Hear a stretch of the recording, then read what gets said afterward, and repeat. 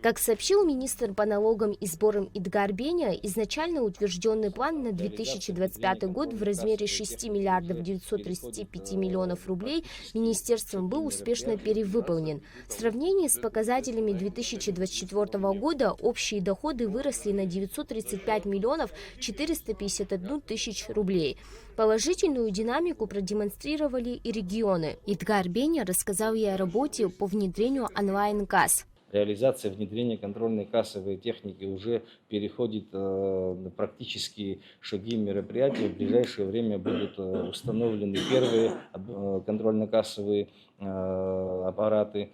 И очень сильно рассчитываем на то, что законопроект о патентной системе налогообложения будет принят. И вот это все время, которое мы уже несколько потеряли, скажем так, нам надо будет.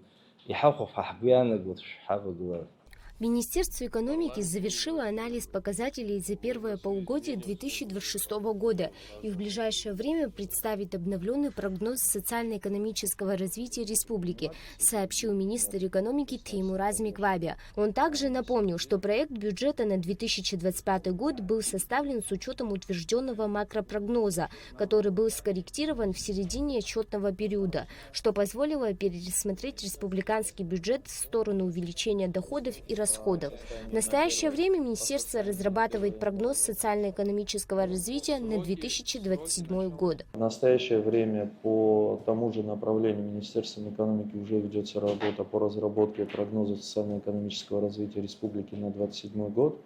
Нам, если вкратце сказать, то нам просто не хватает данных по итогам двух первых кварталов, то есть первого полугодия 2026 года, чтобы эту работу завершить. И в ближайшее время этот документ будет представлен в виде прогноза. Соответственно, мы сможем оценить прогнозные темпы прироста развития нашей экономики по сравнению с тем же 2025 годом. Ну и я так понимаю, что дополнительно будут вопросы, связанные с реализацией программы малого и среднего предпринимательства и других мер государственной поддержки инвестиционной деятельности в Республике Абхазия. В целом, по стране финансовый сектор справился с ключевыми задачами, заявил на заседании премьер-министр Владимир Делба. Глава правительства подчеркнул, что руководство Абхазии выделило беспрецедентный объем средств из республиканского бюджета на поддержку ключевых отраслей. Только на энергетику было направлено 1,2 миллиардов рублей. Освоение средств инвестпрограммы составило 2 миллиарда рублей, причем практически весь этот объем был реализован во втором полугодии.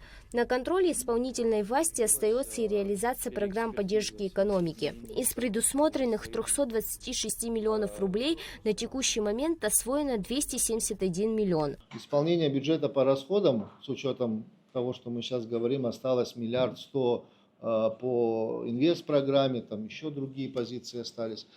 Уважаемые депутаты, я хочу сказать, что такие остатки, неважно в каких объемах, больше, меньше, в разные годы, еще гораздо больше были остатки на начало года, они характеризуют их целевое использование.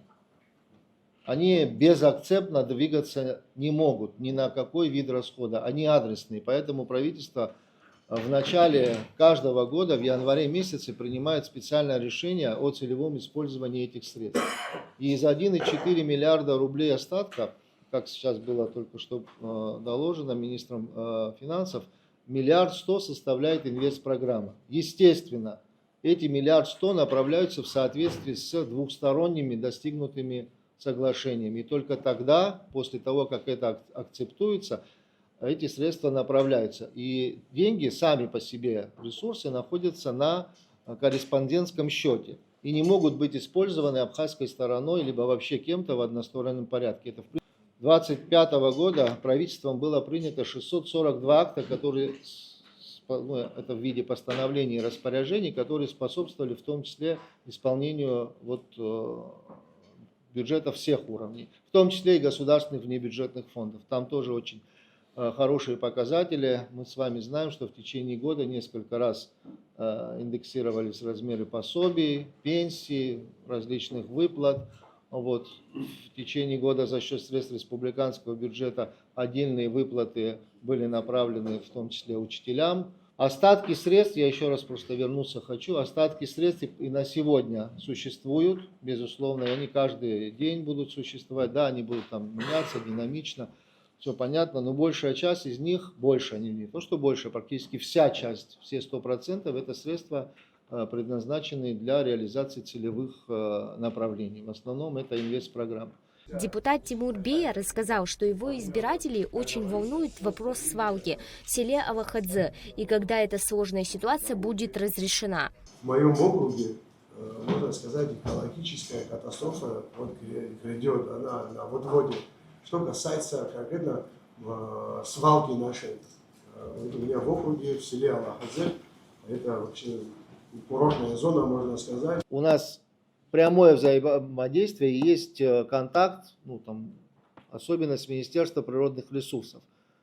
Они занимаются изучением, мы уже отсюда и данные послали им, и объемы ТБО, и планируемые на перспективу на 10 лет объемы ТБО. Когда сейчас изучат, они нам дадут это. Но там, еще раз повторюсь, там очень большие средства нужны. Изучив отчет об исполнении республиканского бюджета за 2025 год, Контрольная палата обратила внимание на необходимость оптимизации внутренних доходов, усиления администрирования и устранения серьезных финансовых потерь. Об этом на заседании профильного комитета в парламенте заявил заместитель председателя Контрольной палаты Зураб Отерба. Еще одна системная проблема – управление госсобственностью. Те арендные договора, которые были приняты в 2000-2003 годах, которая стоимость аренды, допустим, 200 тысяч рублей, она осталась на том же уровне. Бывает, что эти суммы тоже не платят. Но когда бывает министерство, когда в аренду берут собственность, получается, частник сдает ее в 5 раз выше. Нам непонятно, почему государственная собственность в стране вообще у нас обесценилась. Это города Сухум касается, это Гудауты касается, Гагры, всех объектов. Можно примерами назвать. Даже зачем далеко идти, контрольная палата, вы государство платите 6 миллионов за наше размещение мини-гостиницы.